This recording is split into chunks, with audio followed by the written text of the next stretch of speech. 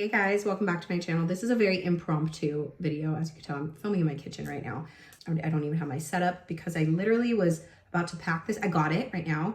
I'm about to pack it to ship it back. I just got off the phone with The RealReal and they were very accommodating, but I'm really sad. It came in the box. This is not a true unboxing because I already unboxed it, but I guess literally 5 minutes ago, 20 minutes ago, came in the dust bag, and it's a Chanel bag that I've had my eye on for a really long time, and I'll explain why.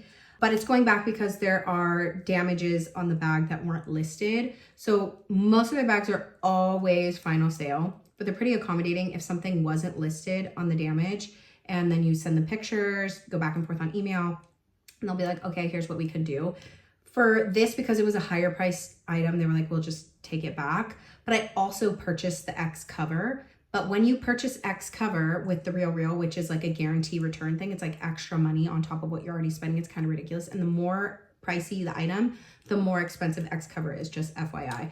But if you purchase X cover, you're supposed to go through X cover. It's a completely third-party system. You're supposed to go through X cover to do the return and get your money back. But I contacted The RealReal. I still put a cover, like I still put a, what is it called? A claim through X cover, but I contacted The RealReal right after and they were like, oh, you don't even have to go through that. If there's something that we didn't list, we're happy to take it back. So they were really nice. They sent me a shipping label. It's going back, but I wanted to show you guys like the ugly side of also purchasing pre-loved bags. It's not as bad when you buy something like from a boutique, like the Coach scenarios that I had going on. Like you could just go return it, get your money back, potentially get another one if they have it. When it's an item from 2008, or something from that's vintage and there's something wrong with it, it just sucks because then it just goes bye-bye, and then who knows when you're ever going to see that on the pre-loved market again. So that's why I wanted to share this with you guys, because I do share sometimes the ugly with like actual boutique experiences, but I don't think I've ever shared the ugly with a pre-loved item. I don't think. So there's hits and misses, and this was a miss, but I do have to say 9 out of 10 times pre-loved is a hit. It's the most exciting purchases for me. So when I buy things from a boutique, it's exciting, but it's not, it doesn't feel like a hunt, a treasure hunt. I don't know. There's no thrill, I guess. I don't know. Anyways, here's the Chanel bag. She's gorgeous. I don't know if you can spy the problem here. She's gorgeous. This is called the Natural Beauty Flap. I wanted something that was really slouchy and large and not structured so that I could stuff my stuff, my kids' stuff, just throw it over my shoulder and have like a really edgy, cool vibe. I know Chanel does a lot of bags like this over the past several years and whatever, but they don't have a lot of features like this specific one. Huge selling point for me is the full back pocket here. This is, I've talked about this a trillion times. That's like what Coach did correct on the quilted tabby. It's like one of the biggest selling points besides the giant C. I love the giant C because Cleo and whatever, but this is such a good mommy bag. Okay, let me explain. Inside, you could already see the cargo pockets. Like it looks like a flat bag, but it doesn't. And I really like that.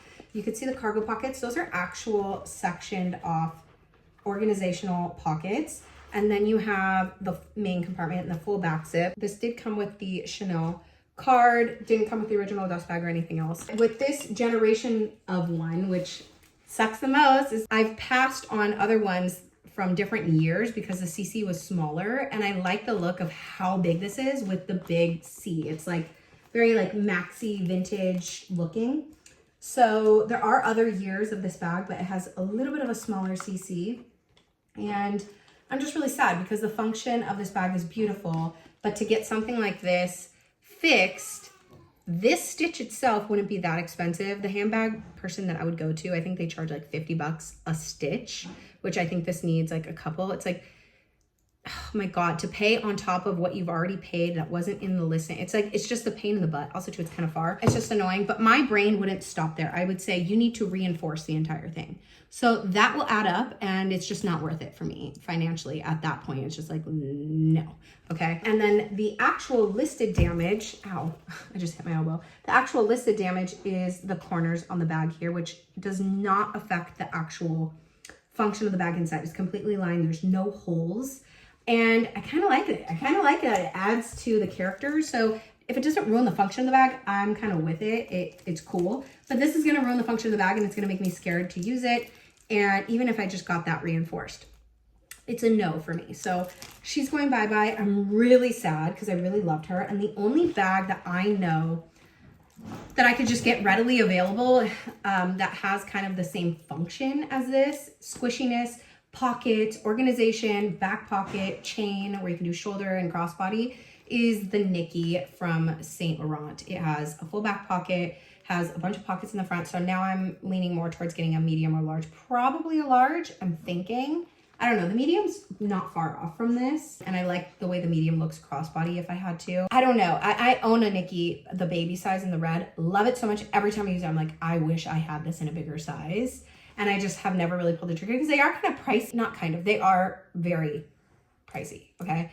And I think if I did get one, I'd be going back and forth between the crinkle leather, the lambskin leather, and then there's also a crinkled calfskin, I think. I like them all. So I don't really know. Like there's like more like matte looking ones and then the shiny ones. I like them all. It depends. I don't know if I'd just go to the boutique and get it, which would be the same price as this. So I'm debating like what's worth what. If anybody has any names of past vintage designs or past Chanel designs, it doesn't have to be vintage. This is not vintage. I think this is from 2005. Let me know that I can like Google and find that are slouchy, crumbly like this, but has to have a back pocket here. I know so many exist that aren't actually the classic flap, that are an interpretation of the classic flap, but look a little different and have more of an edgy, slouchy, smushed, non-structured vibe, but they don't have a back pocket. I want it to be like perfect. There's some exceptions, there's some really rare vintage ones that are on my wish list that don't have back pockets. Obviously, if those pop up, I'd probably do it. But then that's not even the look that I'm looking for. I'm still gonna be looking for something with this look. I hope that makes sense. Anyways, I just wanted to share the hits and the misses. This is definitely a miss. Not all the time do unboxings or luxury bag purchases go the way you want it to go. And I want to share that with you guys. So I didn't want to miss that opportunity before I sent her back. And I hope everyone is doing well. I'm going to come back with a new in video. I have so much fun stuff that I wanted to share with you guys, including this sweater. So cute. I will link it for you guys. Anyways, I will see you in the next one. Bye. Mwah.